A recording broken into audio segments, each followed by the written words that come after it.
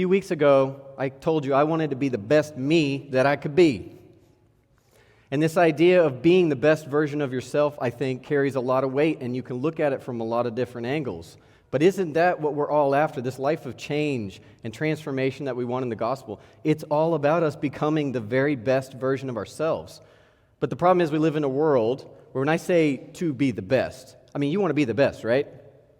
I want to be the best me I can be, and I want you to be the best you that you can be too. And if I say, do you want to be the best, immediately what happens is you start thinking of better than who, right? Well, I want to be the best. What does that mean? It means everybody else is beneath. And our world's understanding of who the best is really shaped by this idea. It's everything's constantly in relation to other people. You know, if my success, my value, the love that I have, right? Like, if everything about me is all benchmarked against other people, what kind of life is that? What's so radical about the gospel and what Jesus calls us to be and what it is to be a Christian, to follow Jesus, like it said, walk in the footsteps of Jesus.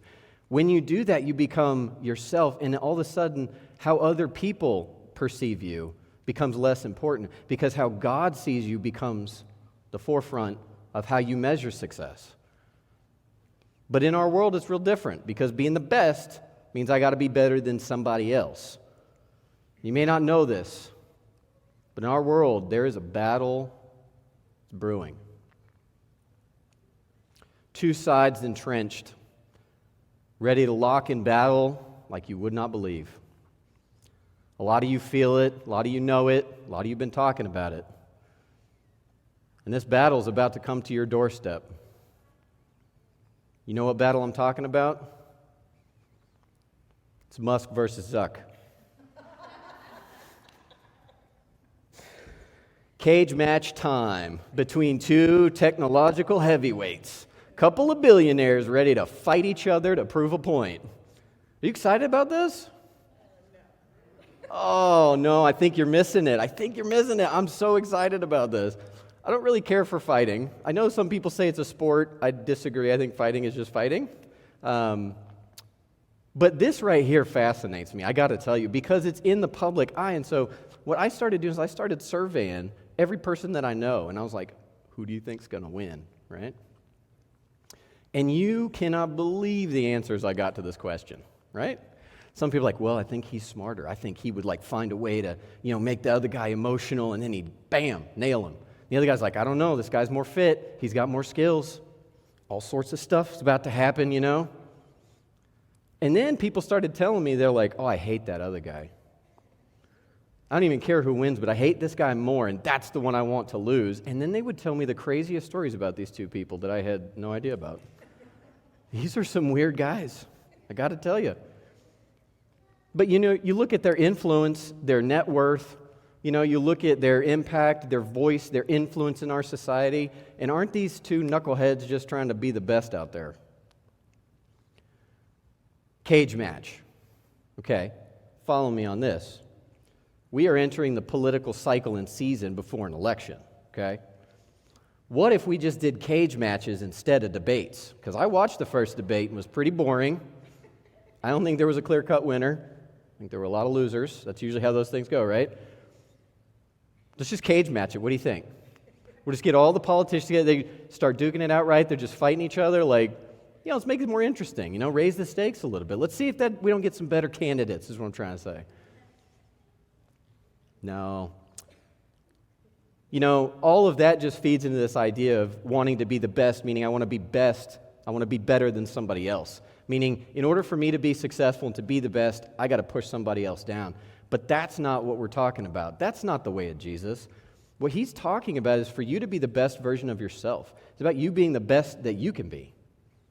I want to be the best that I can be. That doesn't matter about other people.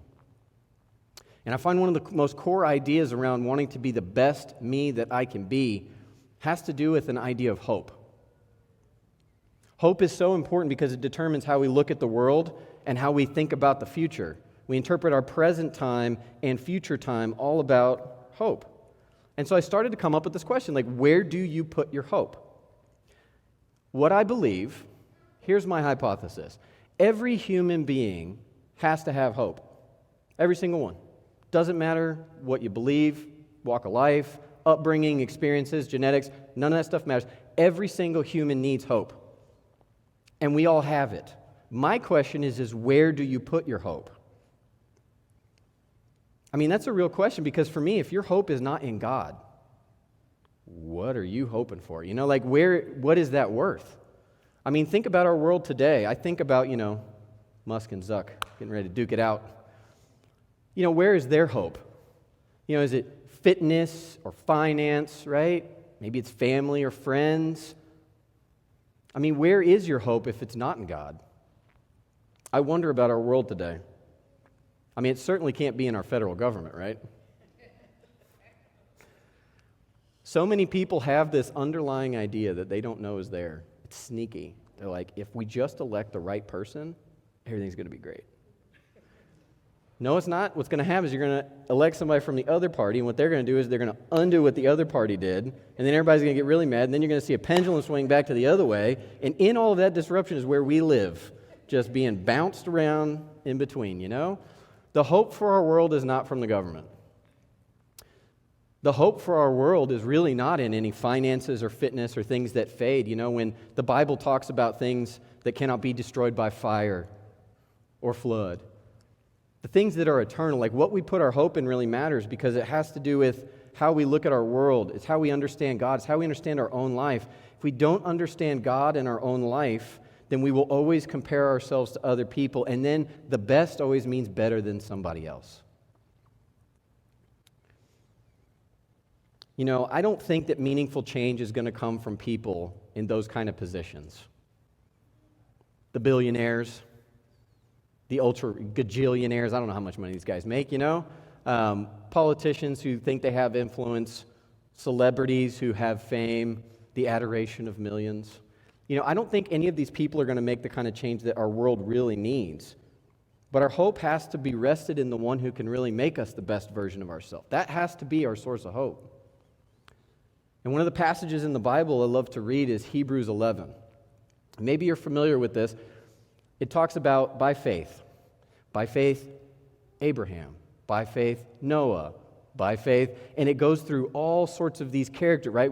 Some people call it like the Hall of Fame, right? It's like the Hall of Faith. There are all of these characters that have been throughout the entire Bible. Some of the most pivotal characters. And what I love about this, right, it talks about by faith that they did these things. And if you look at Hebrews 11, 1 and 2, that's how it starts is, now faith is confidence in what we hope for, and assurance of what we do not see. This is what the ancients were commended for. It's really interesting, right? Because my job is not to give you some brand new, fresh idea that you've never heard before. It's not. My job is to take the best wisdom that is eternal through the ages, that for thousands of years people have meditated on, that God has guided and shaped. Those are the ideas that we want to put into our current context. That's what the ancients were commended for. Walking by faith and this confidence in what we hope for. If we're going to have faith in the moment, we have to have hope in our future as well. But one thing I want to call your attention to is in this passage, if you read these names and you know the stories and you go and you look back at those stories, what I love about the Bible is none of those people were perfect. They weren't. None of those characters in the Bible, the big names, right? The spiritual giants of Moses and Abraham, each one of them had faults and flaws. The only one who's ever been perfect is Jesus. One. Yet the Bible commends all of them for their faith. But I love that it doesn't just give you some kind of perfect looking hero. Because that's a message for us. If I just say, oh yeah, I'm kind of like that guy. If I say that, I need to also realize that guy messed up a lot. Right? And that's comforting that I know that. But that the Bible doesn't give us easy answers. It wants us to wrestle with some of those realities that all of these folks by faith walked. And in the end of it all, the truth is that God remembers each of us at our best. Isn't that encouraging? When God thinks about me, He doesn't think about all the things that I've screwed up in my life. When God looks at me, he doesn't see all of my failures and the times that I should have done things wrong. How much energy do we spend rethinking and replaying conversations in our head of where we messed up, or, I should have done something different in there, or this bad thing happened and I will never, ever get over it. But what God says to each one of us, I remember you through the eyes of Jesus, right? That's why this whole Jesus thing is so important. When God looks at us, he looks at us as our best. And God knows what our best is going to be. We've been talking about that too, right? That God knows what that best version is. And God right now is crafting circumstances in your life. Each of you are here today to hear a message like this on your way to being your best self. That's what God does for each one of us. I don't know, I think about that, like, who can I be at my best? What is that best me? What does that even look like? I decided to read through and dig into this Hebrews 11. I think there's a lot here, but, it goes on by faith, Abel brought God a better offering than Cain. By faith, Enoch was taken from this life. By faith, Noah. By faith, Abraham. And then it says in verse 13, all of these people were still living by faith when they died. They did not receive the things that were promised. They only saw them and welcomed them from a distance, admitting that they were foreigners and strangers on earth. People who say such things show that they are looking for a country of their own. If they had been thinking of a country that they had left, they would have had the opportunity to return. Instead, they were longing for a better country, a heavenly one. Therefore, God is not ashamed to be called their God, for he has prepared a city for them. You see, what this means is that all these people were living and walking by faith. To live in faith means to live in the moment, to do the right thing, to rely on God, to trust in God's plan for you. But the only way that you're able to remain in a faithful position is if your hope is in the right place. In order for me to be faithful right now in the moment, I have to have my hope that God is guiding my direction. In order for me to sit back and trust and not take on all of the anxiety and stress and anger that is in our world being shoved down our throats, okay? In order for us to not just take all that on and be consumed by it, to trust in God means that I have to have hope that he is making the situations for me, that he will provide a way, that really anything is possible for God. It's such a bold statement, right? Like, it doesn't matter how bad it looks, and it can look really bad, but God will make a way. And then it goes on in verse 32, right? And it says, what more shall I say? I do not have enough time to tell about all these other characters, David, Samuel, the prophets, Gideon. And then it starts talking about all of the things that they had to deal with in life. It talks about them, their weakness being turned into strength, people receiving back the dead, raised to life again. But then it also talks that there were others that were tortured, refusing to be released so that they might get an even better resurrection. You see, some faced jeers and flogging and even chains and imprisonment. In verse 37 it says, they were put to death by stoning, they were sawed in two, they were killed by the sword. They went about in sheepskins and goatskins, destitute, persecuted, and mistreated. And then in verse 38 it says that the world was not worthy of them. Walking by faith.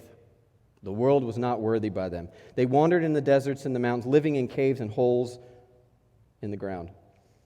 And then it concludes in verse 39, and it says, they were all commended for their faith, and yet none of them had received what had been promised yet. Since God had planned something better for us, that only together with us would they be made perfect. In other words, there's this idea of being faithful in the moment because we have hope. In other words, God has made promises to you, and a lot of the time people say, well, how come I haven't seen those promises? Well, sometimes it's not yet. Sometimes that is a journey, and there is a sense of timing that God has that's better than any of our sense of timing. It's hard to understand. We can feel discouraged and disappointed, and it's real easy to fall in the trap of like, well, maybe God doesn't care, maybe God isn't listening. But the truth is that God is. And if we can place our hope in there and we can hang on to our faith, we can walk by faith, we will, because God has a better plan.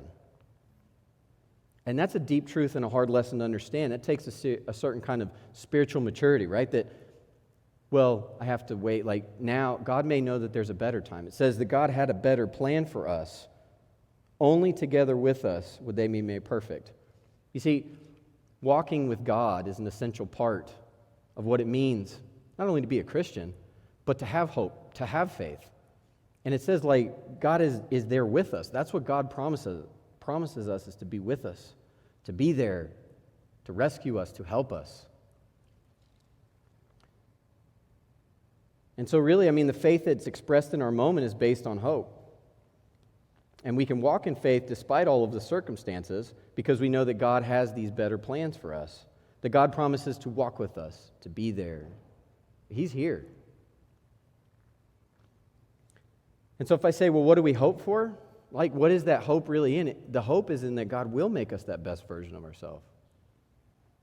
That is my hope, that I can keep getting better, that no matter how bad it looks, I can continue to grow and try to be more like Christ. That's what that video was all about.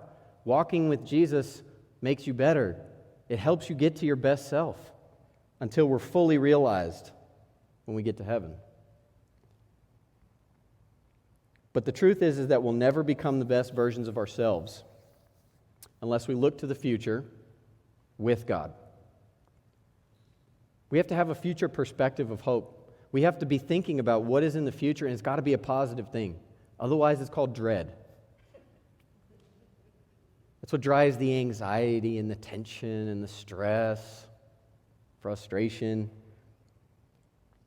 But like without God, where would our hope be, right? Like fitness fades, financials, they fluctuate.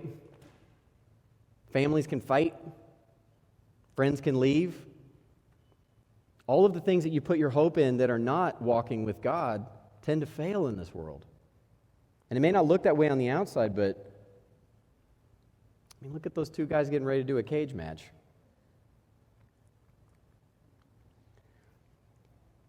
So that kind of brings me to this idea of like, okay, well, if I know what hope is, what do you do if you have no hope? I encountered a guy yesterday at work. A lot of the time, I get these random things on our radio. Hey, there's a guy asking our customers for money in the store. I say, okay. Fairly common occurrence, okay? So, we can't, right, that's soliciting, can't do that. So I walk up to the front, and I just kind of stand at a distance, and I encounter this guy, and one of my managers comes and says, he's having a rough day. Okay. And this man is, let me tell you, broken. He ends up just sitting inside the windowsill, and so I just stand there kind of by the door, right? Got a little podium there, and so I start talking to him because he's not leaving. So, I start talking to him, but I got to tell you, this is one of the most broken people I've ever met in my entire life. This man was saying things like, I have no hope. I have nowhere to go. Nobody cares about me. People laugh at me. I ask them for help, and no one will help me.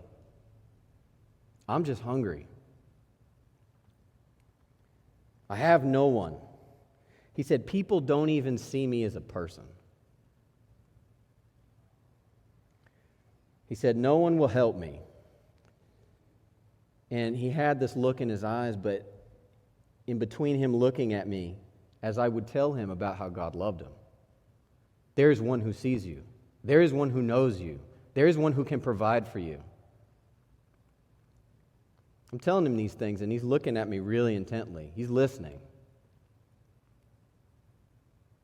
And he just can't stop bawling, this guy. The tears. And I'm talking about like when somebody's crying. Like the big, fat tears? I'm talking about the ones that seem like they just weigh 10 pounds and go boom on the floor. He was a wanderer, right? And he was beat up and he was broken down. And he couldn't stop. And the emotion just kept coming, and he just started saying things like, I won't forget the look in this guy's eyes. He had nothing. Totally broken, this man. He said a lot of other things, but one of the things that he said a few times was, I'm tired. I think I should just end it and go kill myself. Of course, I reply, don't do that. Don't do that.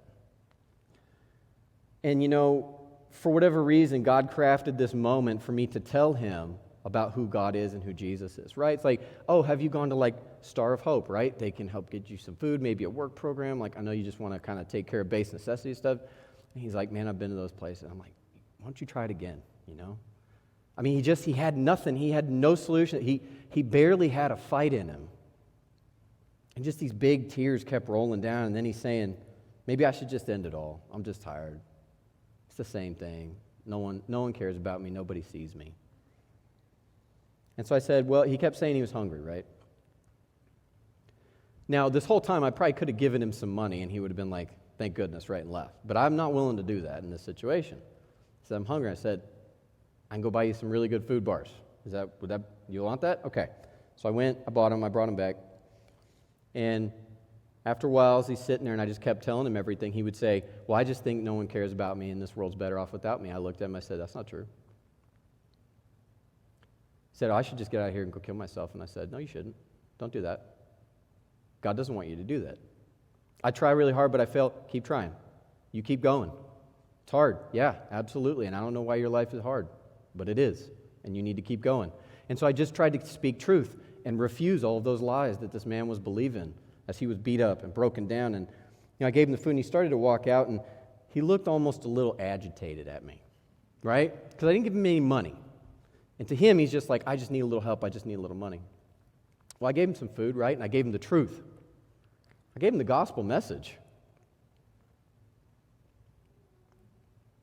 And as he leaves, looking kind of frustrated, but, maybe better than when he walked in, he walks out the door about 5-10 feet, and all of a sudden this woman comes up who was not in my store. I don't know where she came from. She comes right down the sidewalk. She walks straight up, and she hands this man some folded bills. Now, the way he looked, he didn't look like typical homeless person, right?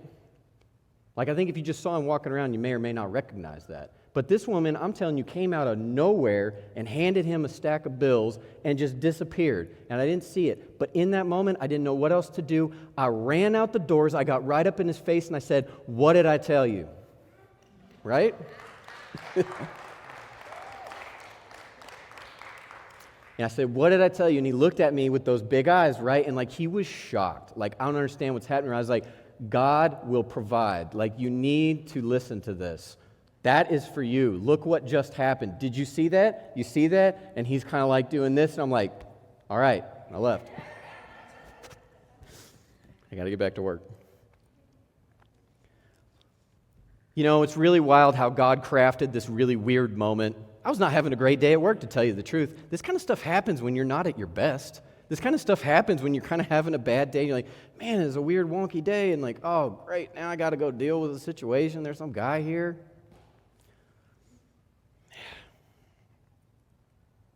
But you think about this story and like how God can craft these situations. And I just happened to be there and was someone who was willing to tell this guy truth, But maybe today you're that person who needs to give the encouraging word to somebody. Maybe today, though, you're the one who's feeling kind of lost and broken, like this man was, out of options. Maybe you, though, if you put yourself in a story like this, maybe you're that person who comes out of nowhere, gives him some money, and just takes off. Disappears, I'm telling you. I was looking, too. I was like, where did they come from? They didn't come from inside the store. I was there. I did not see this person earlier. They just came out of nowhere, I'm telling you. It's really wild. But when you think about stories like this and how God can craft a situation, this man, what he needed is to walk with Jesus.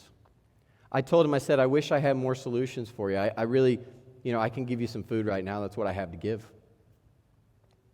And I said, but what you want is you want to walk with Jesus. And I really believe that he needs to move from being a wanderer to walking with Jesus. Because right now he feels like he's walking completely alone.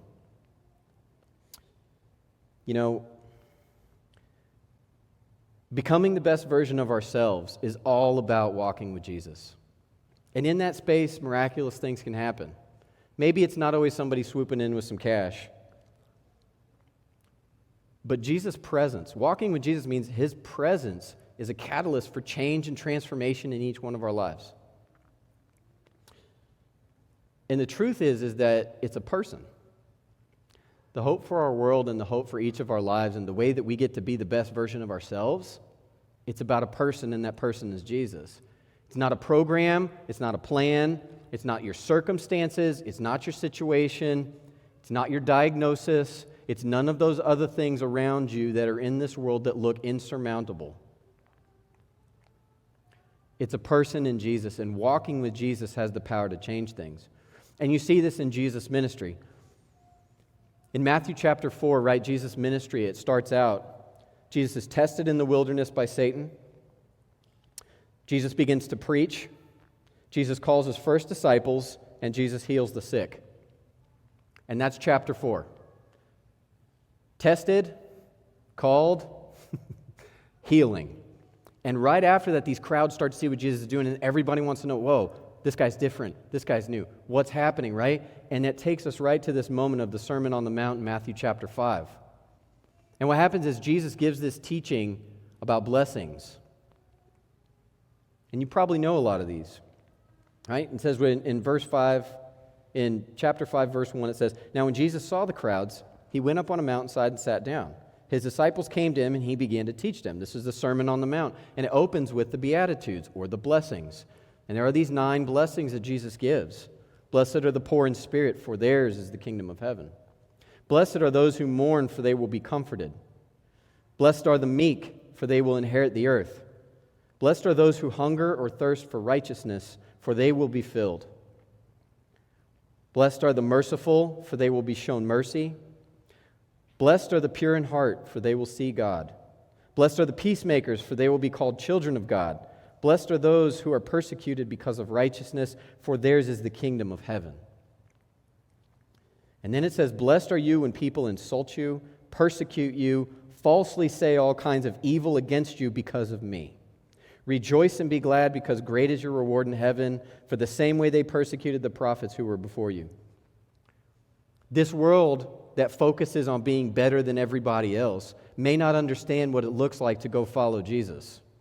I'm sure a lot of the people at my job and customers walking by, because this was a long interaction of maybe 45 minutes, an hour. It was a long time. We had a long conversation. I'm sure a lot of those people were like, "This guy's wasted his time." I'm sure a lot of people were like, "Don't talk to him." The world is not always going to understand what it looks like to walk with Jesus, but when we see a need and God has brought somebody right into your path, who knows what kind of difference that could make? I don't know. Maybe I'll find out one day. Maybe I won't ever find out in this life. But I'll tell you what, when I get to heaven and we're all sitting around and there's a party and we're feasting, we're having a good time, and I see that guy again, that moment could have been really important. But these blessings are unique because we will never be the best version of ourselves if we don't face the hard stuff.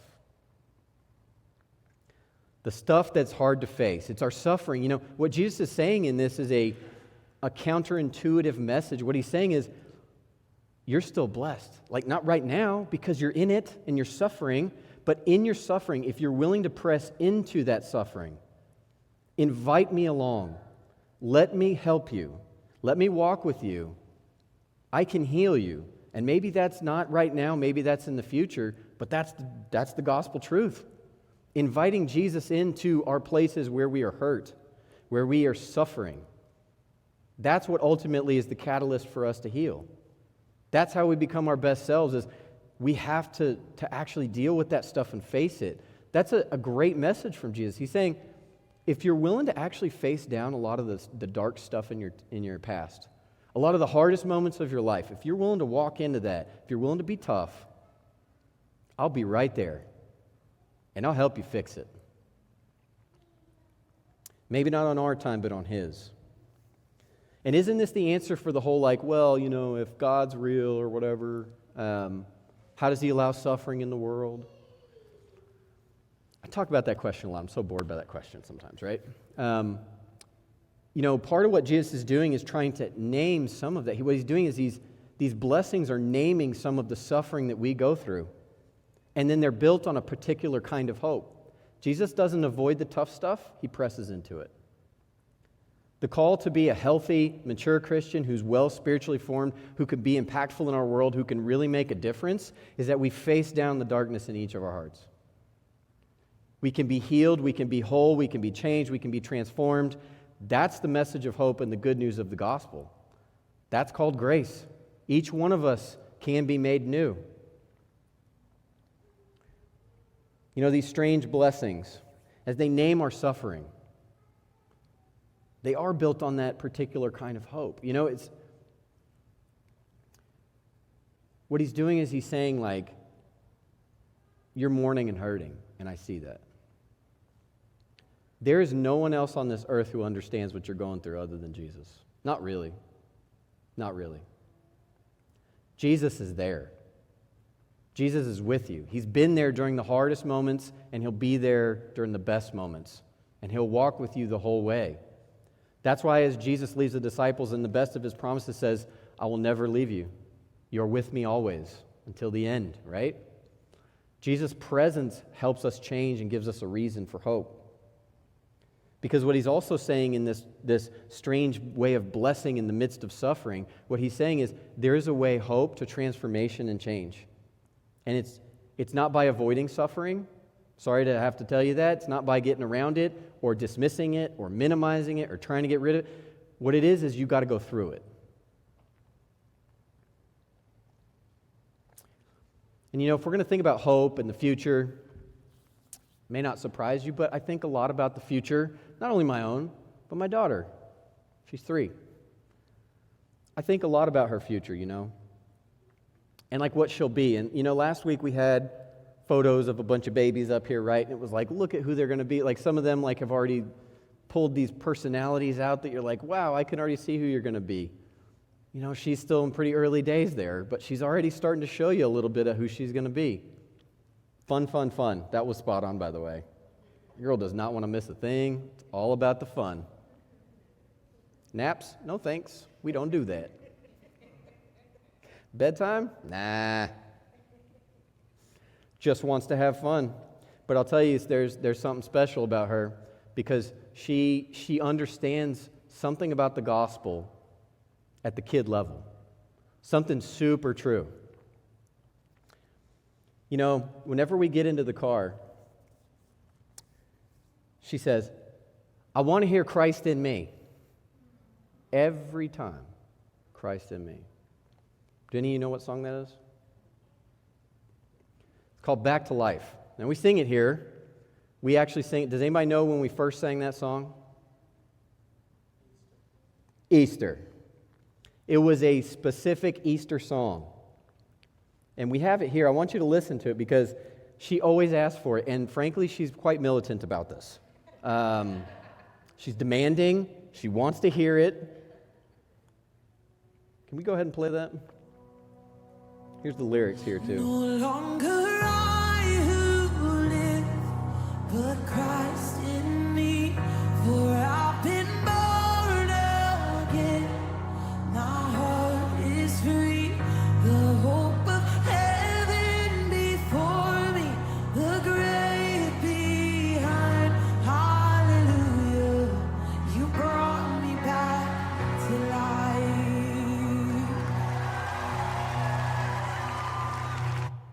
She wants to hear this song every time, and you think about those lyrics. And she sings this chorus, the whole thing. But you think about that, it's no longer I who, it's Christ in me. She's 3, and she understands Christ in me. There's something special about this, you know? I've been born again, my heart is free. What a wonderful message for a young person to know. You know, when it says that the hope of heaven before me, the grave behind me, that's a lot of what we're talking about. Hallelujah, you brought me back to life. And she sings this song. And so I thought I would play it for you. So what song should we sing? You retain me. How does it go? You know that right free and Christ in me. Yeah, remove focus, my heart is free. And carry it for a grave behind. I can die. It passes like ye. Great job. I want to come alive. How cute is that? Come on. We're going to work on some of the enunciation there, but doesn't matter. The point is there. And you can tell that like there's something about that song. When she sings there and she goes, the hope of heaven before me, the grave behind, right? But there's a face that she makes. She's like, my heart is free. And like, this kid is having a spiritual experience every time she sings this song. I don't understand that. It makes a great story. It's super cute. It's a reason for me to just play videos of my daughter here in front of everybody. It's fine, you know. But there's also a deep truth about like, she has locked into an Easter song with an Easter message and has not let go of it. It is her favorite song, and she just sings it all the time. And if there's one song, if there's one chorus, I can't think of anything better. We didn't try to do that. She just picked it out. Because somehow God's even communicating to her. So when I think about hope for the future, like, what's her life going to be about? What is she going to be? She might be someone who's very powerful for the kingdom of God. She might be a very special kid. But the truth is that all kids are also special kids. And that each one of the kids that are here listening to these messages about being one of those heroes, right? Who they can be in the future. These are important messages for little kids, and we can't minimize those. You know, I know a lot of people who think like, a bunch of dumb babies, they don't know what we're talking about. I think they do. I think they feel it on a different level. I think their intuition understands some of these concepts at a deep level. How much do I just need to be able to sing that song to myself every day? I think about all these kids. But it's not just that, right? Like this idea of like hope that God is crafting situations and calling us to something, making us the best version of ourselves. Not better than the rest, but the best me that I could possibly be. And He's doing that for each one of you too. I mean, did you see what happened here earlier today? Leo?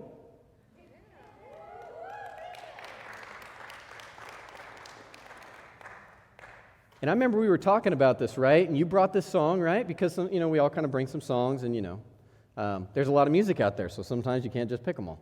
And he brought this song in, and Claudia goes, do you want to sing it? And he was kind of like, okay.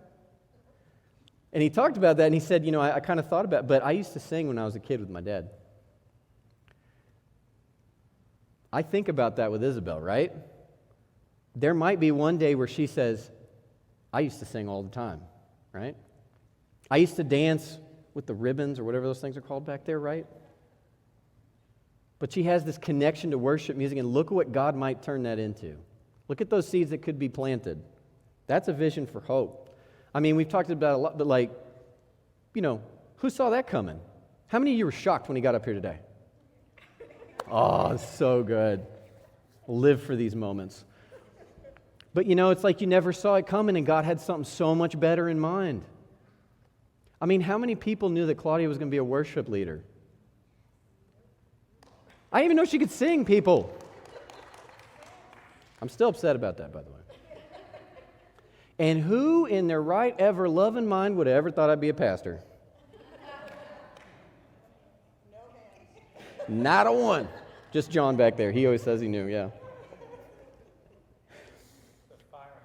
The firemen. That's right. That's right. They know things. But you know, I want us to become the best version of ourselves. Think what God might be able to do in each of your lives as well. You know, if we place our hope in the one who can really make it happen. Jesus is the one that can get us there. If we're going to walk by faith, we need to walk with Him. And we need to not be afraid of the suffering and the hard places. We can't be scared to ask the tough questions. We need to walk with Jesus through that. Not around it, not trying to evade it, not trying to live super comfortable all the time. We need to go through it if we're going to see transformation and change. And the kind of hope, frankly, that our world needs today. You know, Musk and Zuckerberg, they need to get some gospel in their life. Get over the cage match, right? And realize what could you be doing for the kingdom right now. But the idea is that we have to focus on the future. We've got to be looking ahead, and that's what we call hope. Hope is all about looking to the future. And it's all about facing our suffering because that's where we can heal what's broken. And I just wanted to leave y'all with these words from that song one more time. No longer I who live, but Christ in me. For I have been born again, and my heart is free. The hope of heaven is before me, and the grave is behind me, and hallelujah, you brought me back to life. Amen.